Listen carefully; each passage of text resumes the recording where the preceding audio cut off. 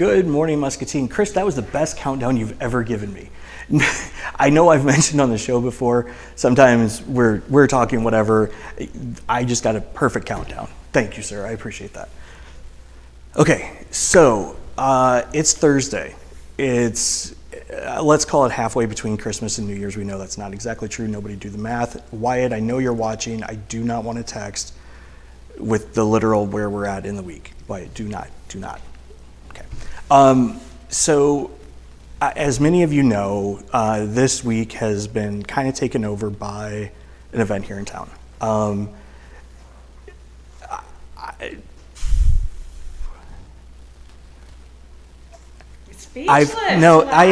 am because here's the thing. I've been a part of it, so it's hard to cover this stuff when you're inside of it, right? And it's hard to stay, I'm going to say neutral, which we try to as best we can. But as many of you know, over Christmas, the Illuminate light show out at Weed Park was vandalized, theft, whatever you want to call it. And, we went live that day. And I have to say, I'm going to speak for all of us that had anything to do with it, in any way touched it. We've been overwhelmed by the support, which is great. So I want to get that stuff all out front. Thank you, Muscatine. You're awesome. I knew you could do it. So what we want to do this morning is I have Megan Francis here with us on a non-Monday.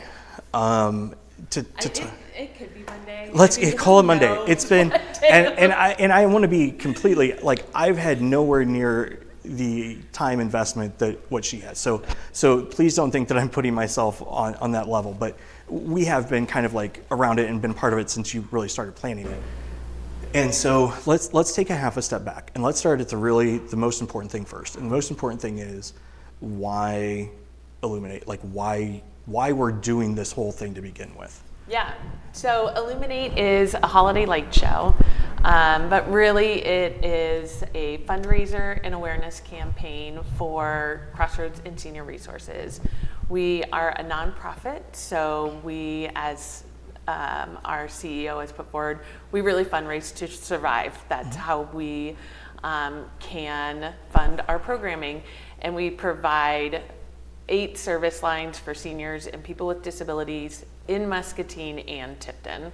So it's right here, it's at home, it's your neighbors that we are helping out in some way. And so it has been a large fundraiser and awareness. There's some people who have come through to enjoy the lights who are not able to give at this time, or the first time they come through didn't realize because they just saw the lights come through again and give. But they they get our pamphlet about our sponsors and our services. They listen to information about Crossroads and Senior Resources, and that is as valuable as the giving is. And that's one thing that I've tried, and I think even on the Thursday video, I'm like, I know Megan will nail me if I don't remind people why we're doing this. And please keep that in mind, folks. There's how many direct support professionals do you guys have? Yeah, we've got over, I think, between 70 and 80 direct support professionals. Yeah. So this is not a small little thing, folks. This is a big organization that does a lot in the community, touches lots of lives. And so now that that's all sort of out of the way, and I was just going to say, I think that's where the heart and the passion come from. Right? If this was a holiday light show and it's for profit and, everybody's just looking for it, there probably would not be the same emotion behind it, but also maybe the same rally. Right. Is that people truly care about what, not only having lights on, but really what it's supporting. Gotcha. So let's do this. Let's rewind to the 26th. Okay. And I know this is going to be hard for you. Yep. But folks, because everybody's asked, and I've tried to give out as much information as we could that we knew, because a lot of it, I went live a couple times, literally we didn't have a clue as to what was going on other than it was bad, right? Yeah.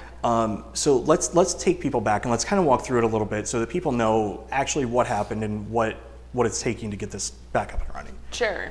So nightly, we go out to the park. Usually it's me, but we go out to the park. Some things may need to be fixed a little bit, but we plug in elements, put up barriers, get volunteers ready. There's kind of a setup protocol.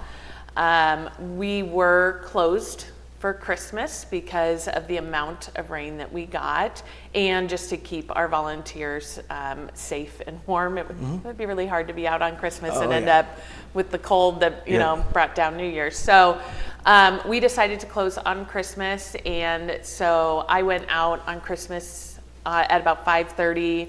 We secured everything. We put up signs that people would know why we were closed.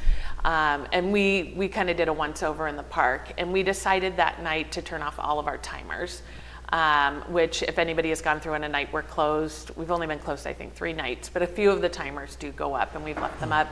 For some reason I decided let's just shut it down, turn off all the timers, and then we'll just bring it back up the next day.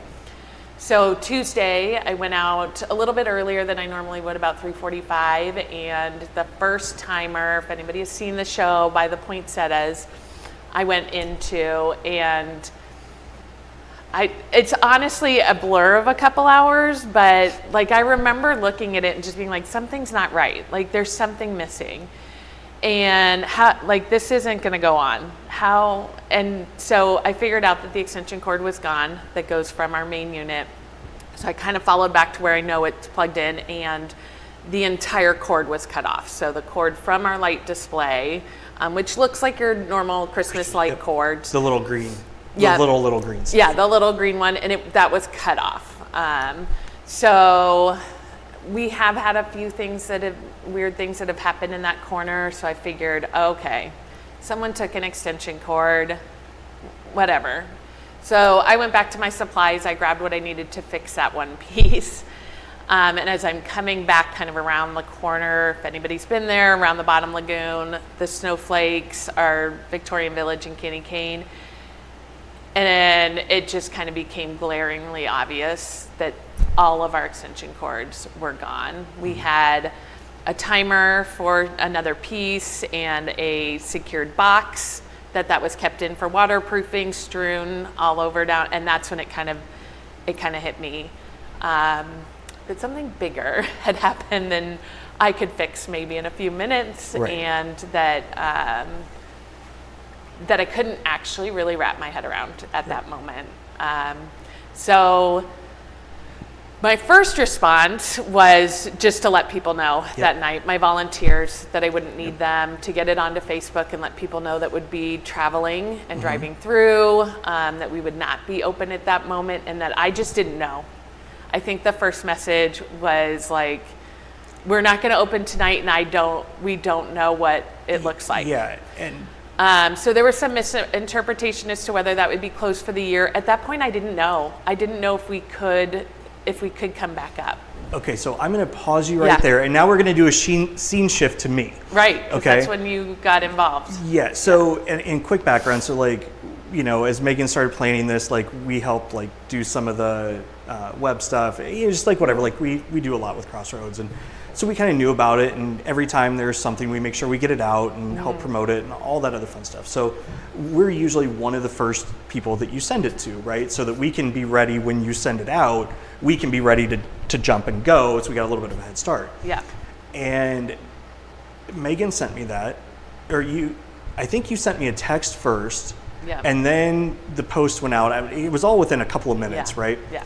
And I don't even remember what I was doing. I read it, and the number of profanities that went through my mind, because when you get texts from Megan, rarely do they sound concerned, stressed, whatever. It doesn't matter what's going on in the world. They're usually pretty mellow.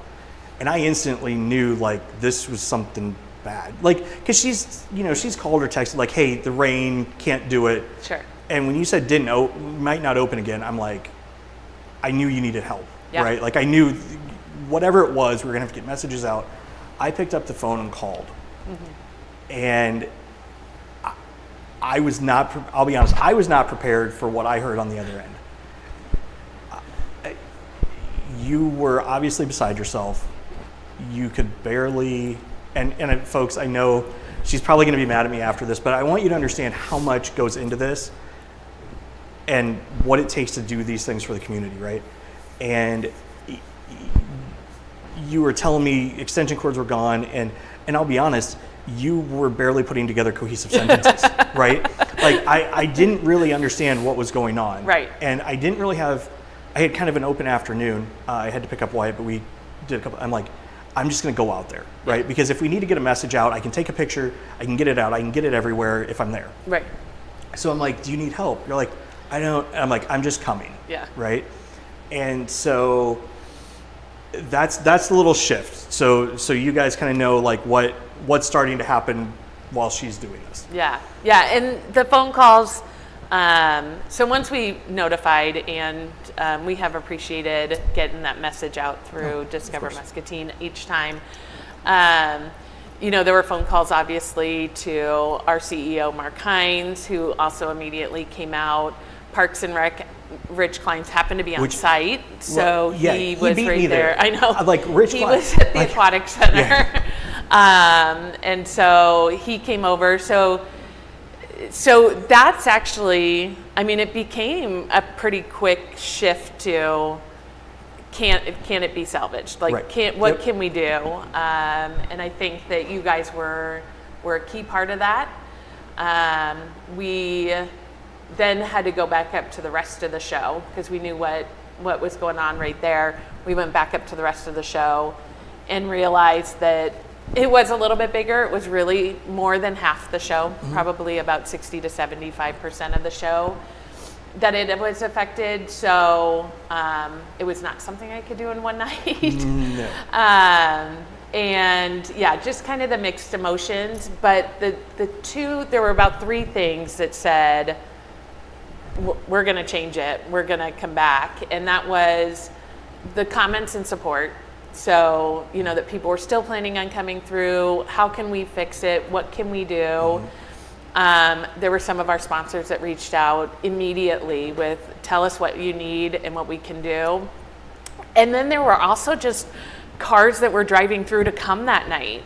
And we stood on site for a couple of hours and just let people know, hey, we're not on tonight because our cords were stolen. We're going to try and get back on. And they're like, well, we'll come back. And it was like, if we turn it back on, if we can get through this and turn it back on, people will come again. Yeah. And they want to come again. Yeah. And that was a big factor of that mind switch that did all happen in about probably an hour of upset. Let's just call it quits to we're going to do it. And so I want to kind of let folks in on like what those conversations look like, right? So we were standing down in the pavilion, the Lagoon Pavilion. Okay. And it was like Climbs, me, and you. Yeah. Like at the very beginning, and your husband hadn't shown up quite, it was right as he was showing up. Sure. And, the things that you're talking about in those conversations, besides the emotional stuff, there's the practicality of it. Like, can we even find the drop? How are we going to, like, there's all those conversations, but then there's conversations like, if we put the drop cords back out, what could happen? Is this financially viable? Is it, and these are all the things that we're talking about, and nobody has answers. We're just all like, what does it take? What spewing is it? Stuff out. Right. And that's when I'm sort of like, okay, because I was the only, like, I'm like, okay, we need extension cords. We know that. Because at that point, we kind of started figuring out that parts worked. Yeah, parts worked because your husband was off, like, plugging stuff in, and it would come on. And I'm like, okay, because I didn't know how things were all actually set up. Sure. Like, I knew roughly, but, like, I didn't know the layout of the lines and all that stuff. And I'm like, okay, I know some like, worst case, I'm like, I know a couple of electricians who I can get here. You know what I mean? Yeah.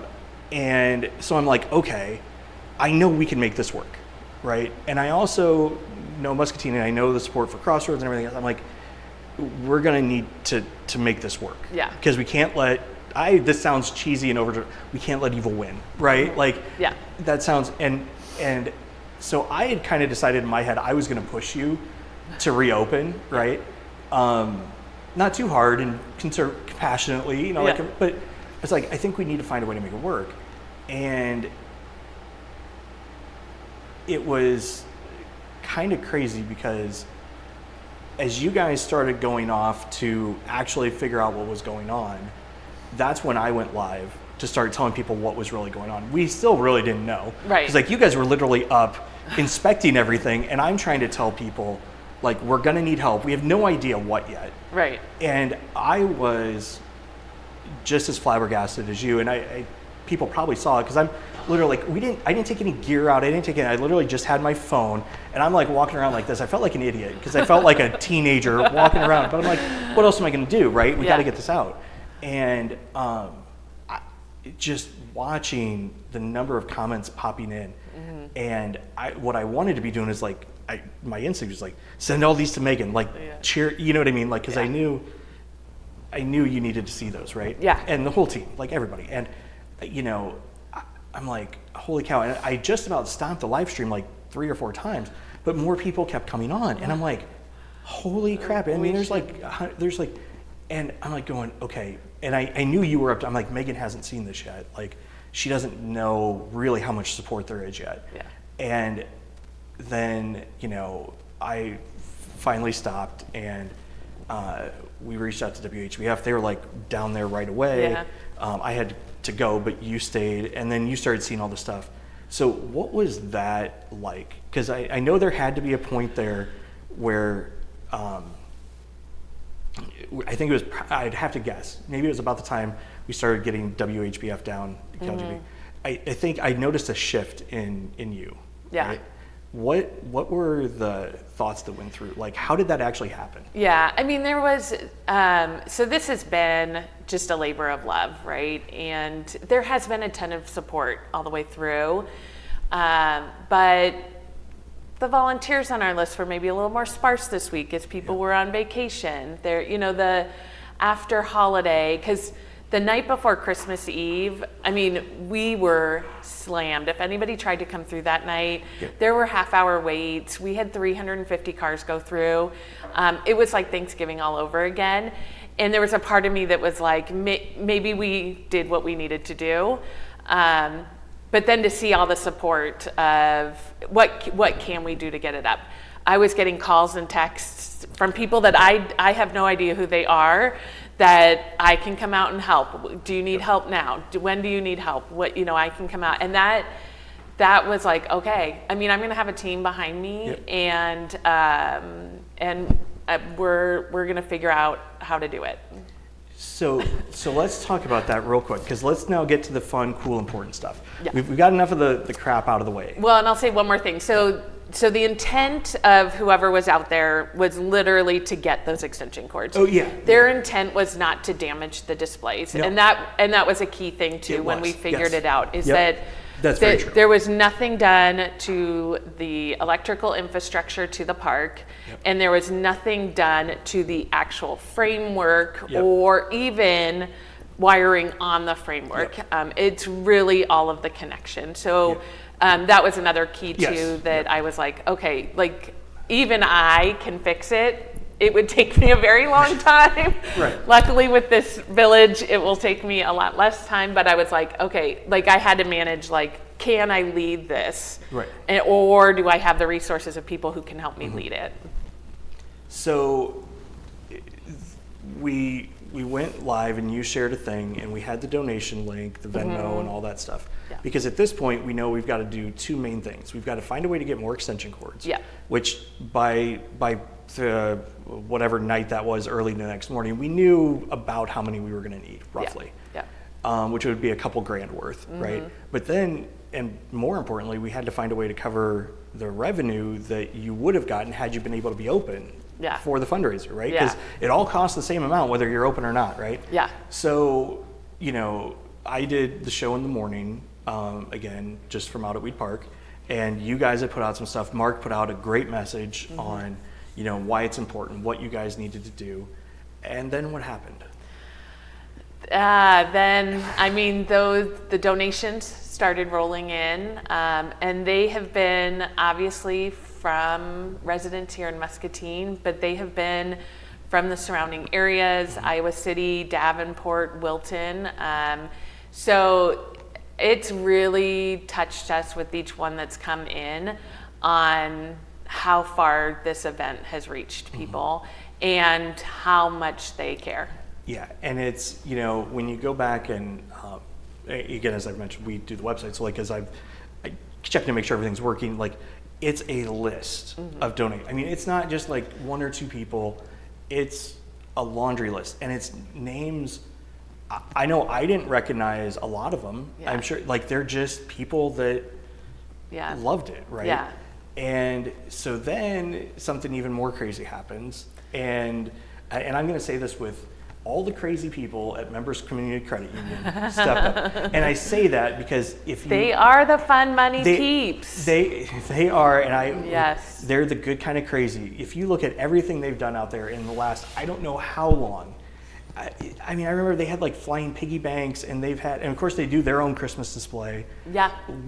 How did that all come together? What is Members doing, and how did that all come together? Yeah, so Members Community Credit Union reached out to us, and we've kind of had a nice partnership in that our show and in their show. So, and that was actually a big part of it when I started to put it on too, is I'm like, I mean, what a great enhancement for our whole community. We talk about the Musco Bridge. Obviously, our little bridge opens the show, but then we encourage people to go down to the bridge, or they come from the bridge. They stop at Members. So it really has been a community. And really quickly, first, they acknowledged it. So they shared our message and said, we understand what it takes to put on a light show, and people have asked for this big light show, and we need to get it back. But then they reached out to us even one step further and said, we want to do a match for every community donation that comes in between the 26th, kind of when we realized and started asking for. So if you made a donation in those first hours, starting then all the way through the 31st, or until we reach a $5,000 match. So they have really stepped up to help us with that revenue that we're losing over these days. Which is, first of all, Members, thank you. It's awesome. And so with what's come in and all that, like roughly where do we sit on the match? I'm going to tell you, I'm not 100% sure. It's pretty fluid, but we are approaching it. We're getting there.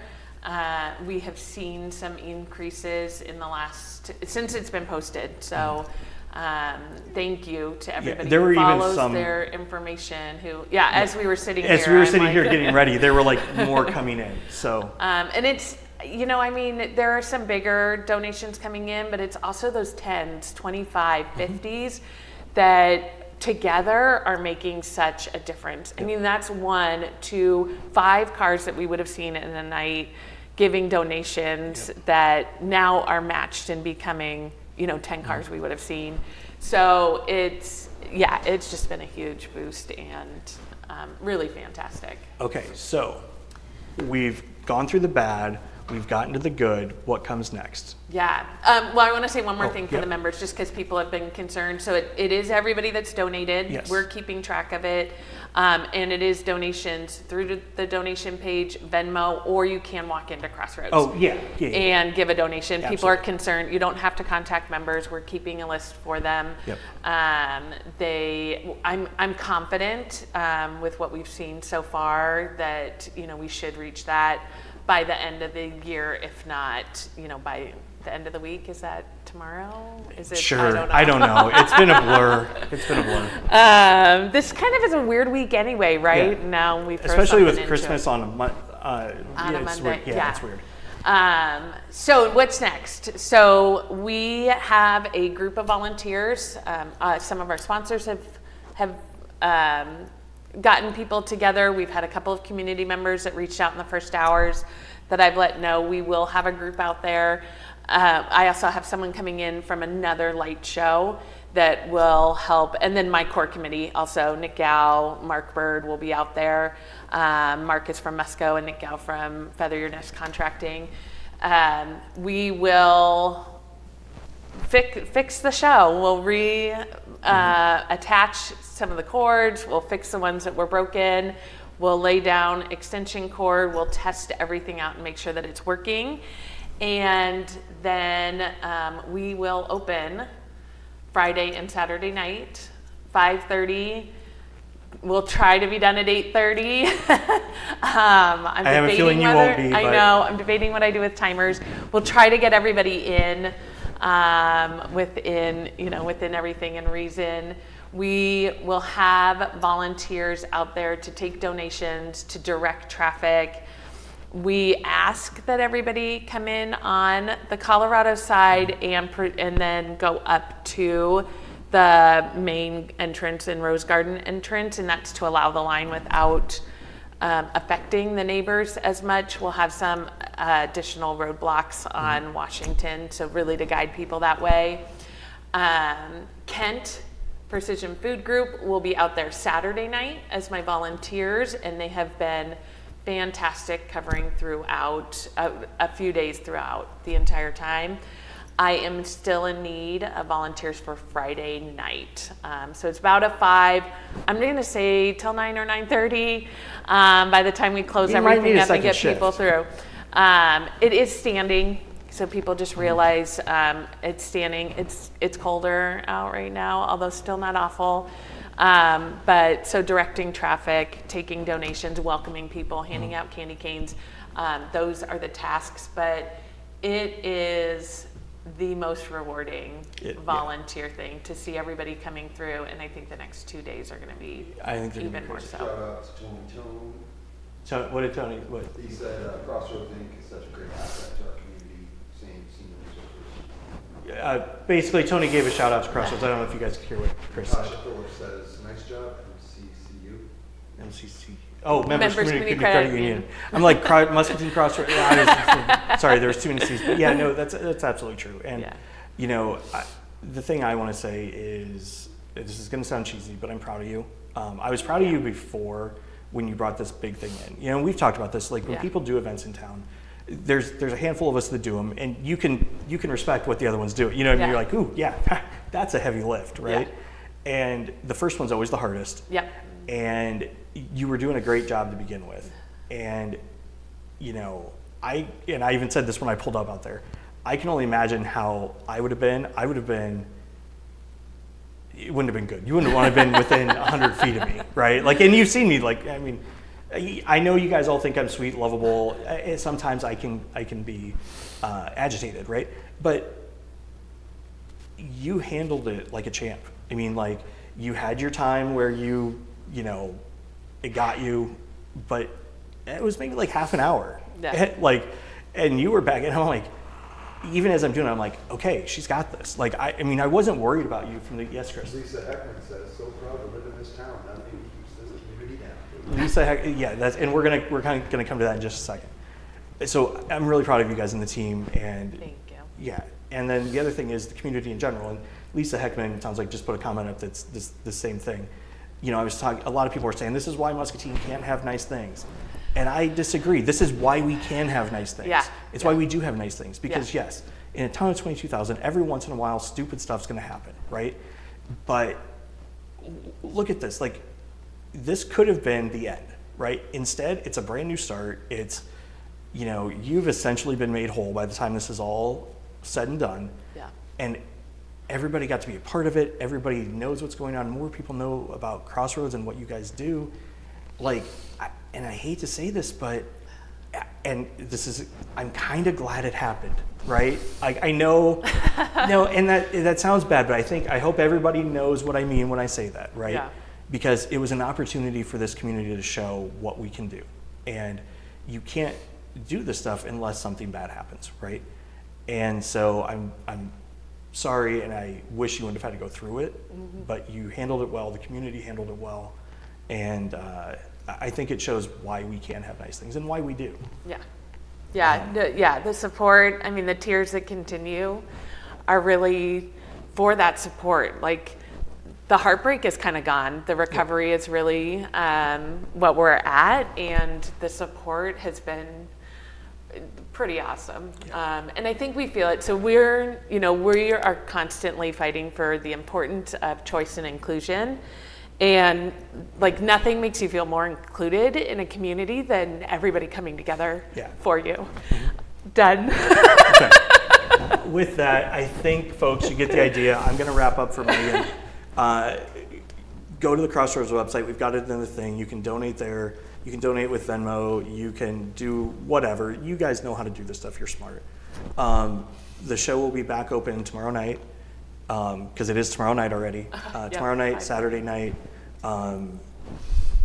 Suggested donation, $10 a card. Come in by Colorado by members. Visit members after. Yeah. Go see the bridge. It still goes Yeah. through the end of the year. Yep. Yeah. So, you have anything else you'd like to say? No, just thank you. Okay. Yep. So Muscatine, go attack the rest of the day with an enthusiasm unknown to mankind. See you next week.